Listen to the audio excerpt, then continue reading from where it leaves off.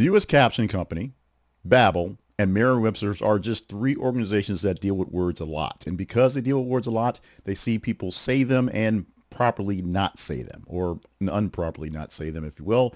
And this is going to be a short story, a short little video talking about some of the most mispronounced words for 2025, which, yes, I've mispronounced pretty much all of them, and I will do them inside of this video again. So feel free to send all the hate you want their way, because we're doing this. It's happening right now. So the trickiest words for this year happen to be two particular things or people that were overly hyped, overly talked about in news stories because they're important. For 2025, two names. Number one, Zohran Mamdani, the New York mayor-elect. He'll be the mayor in the 1st of January, right after they drop the ball. And the Louvre, the famous French art museum.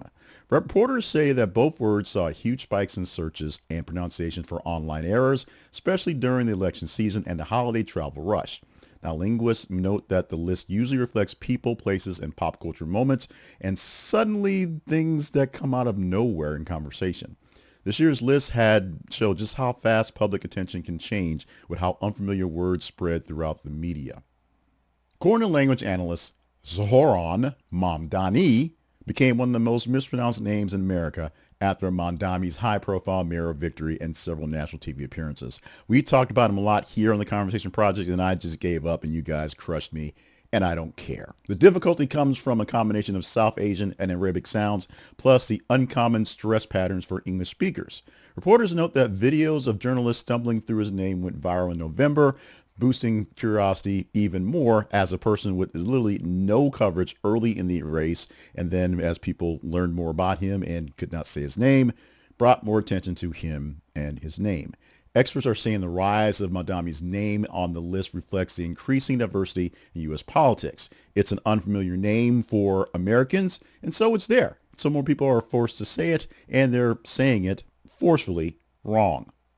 The Louvre has appeared on the most mispronounced list for many years, and 2025 saw a big wave of mistakes based on the heist we'll talk about in a moment.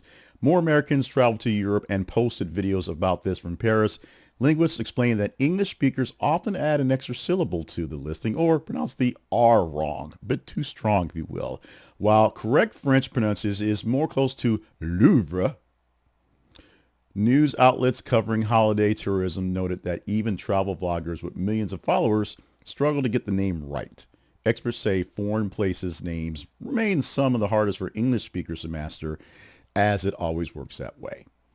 Experts say this year's list highlights how global influence and politics shape the communication around the world and right here in the States. Foreign names enter mainstream speech more quickly, and Americans talk about the world culture a lot more often than they did in the past.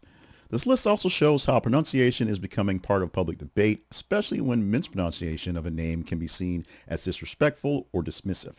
Linguists say that society becomes more diverse. As it becomes more diverse, the diverseness of the words actually make a difference. Learning how to pronounce unfamiliar words is becoming a basic communication skill that we Americans actually have to pick up on now. So, what about the other words that are out there? Words that weren't so, international, if you will. Let's do a few of them. Acetaminophen, a word I don't actually mispronounce, ironically, is the active ingredient in Tylenol and is pronounced, of course, acetaminophen. President Donald Trump gave comedians plenty of material when he stumbled over the word when he was talking about how pregnant women should actually avoid it as a painkiller because it could cause autism, although that's a whole nother ball of wax and political stuff that we're not going to go into right now. But the debate for that one is inconclusive. And meanwhile, it is what brought to prominence again this year, acetaminophen. Alex Murdaugh, who is the prominent South Carolina attorney who was sentenced to life in prison for the 2011 fatal shootings of his wife and son, is pronounced, which I already mispronounced, Alec Murdaugh. This year, the case was dramatized in a series on Hulu, which meant more people talking about it in the public, more media folks speaking it, and speaking his name improperly in the process. Monjaro, pronounced Monjaro. part of a wave of diabetes and obesity medications that soared in popularity because of weight loss and people taking these injections to lose weight. And now Mounjaro is a very commonly used word and very commonly unspoken, misspoken, back and forth. Some of the words that we've had here have been on both lists for here in the U.S. and also in the U.K., like Louvre and Mounjaro, and because of the way they get mispronounced back and forth across the pond based on various type of dialects. But one which word that compiled and basically confounded many folks across the pond was for storm Yuan, which I'll repronounce properly because it's later in notes how to do that. It was a very big storm that battered Ireland this year, Northern Ireland and Scotland in January, and put that across the words of the UK speakers quite a bit. But the pronunciation for the second part is Aowen, because it's Gaelic, I guess. It has this three-peat pattern that's hard to pronounce when we look at it as two words, or it seems like two words.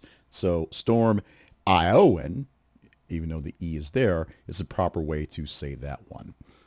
One surprise pronunciation this year, well before we started talking about all the bad ways we butchered actual words and people's names this year, happened on the Jimmy Kimmel Show early in this year, with Denzel Washington being on the show talking about how his mama named him Denzel. Now, if you're familiar with this meme, remember Denzel talked about the story about how his mother named him after his father, and the actual pronunciation of their name is actually Denzel, as in Denzel Washington. It is spelled, of course, Denzel, but it's pronounced with a U sound instead of the E sound. But even his mother had to kind of give up because it got so confusing with people. She decided to just pronounce his name as people do now, Denzel. D-E-N with the Zell sound with the E in it to be prominent. So that's how we have a Denzel Washington and not the proper essential Denzel Washington. Check out the links in the videos and from articles about this phenomena, which are badly pronounced words throughout the year, to see how Babbel and Merriam-Webster and the U.S. Captain Company came across with these words, the science behind it, if you will, not just watching people pronounce them poorly, and how these words translate literally across the pond and across other places as our dialects, as the words we say, and as we contribute words and words grouped to us from foreign cultures have a way of getting in the way of our tongues. This is a very much longer video than I thought it was going to be, and much more detailed as well, but it does go to show how language is evolving, language is always sort of fluctuating, and how you people complain about the way I pronounce things. Yes, I actually have a speech impediment that I had to sort of endure as a child and get over to do my broadcasting stuff, and sometimes I pronounce things poorly on purpose as the joke. So there it is. But you can see that I'm not the only one, and you can blame other folks as well. Look at all the words and all the important things, including Mamdani and Louvre, that have been mispronounced and talked about in the news for all this year. And you want to add some extra words that are pet peeves of yours, do so in the comments.